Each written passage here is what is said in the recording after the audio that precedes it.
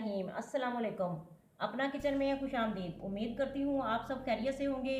अपना किचन में आज हम बनाने जा रहे हैं तरबूज का मिल्क शेक। तरबूज का मिल्क शेक घर पर कैसे तैयार किया जाता है आइए आपको बताते चले। तरबूज लेकर काट लेंगे, 4 चम्मच चीनी ले लेंगे, 1 गिलास दूध ले लेंगे, आइस क्यूब ले लेंगे हस्बे ज़रूरत। बिस्मिल्लाहिर्रहमानिर्रहीम। एक जग हमने ले लिया है और तरबूज इसमें डालेंगे हम। चीनी डाल देंगे अब।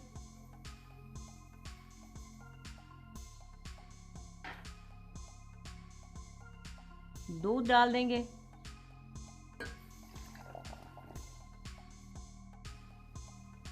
आइस क्यूब डालेंगे।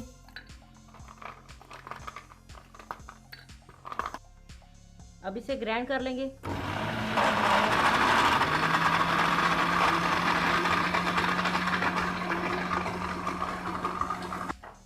जूस हमारा तैयार है, अब इसे छान लेंगे हम।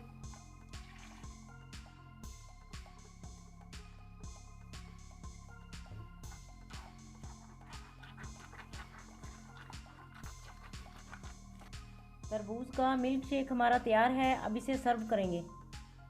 आज की रेसिपी आपको कैसी लगी कमेंट करके ज़रूर बताएं।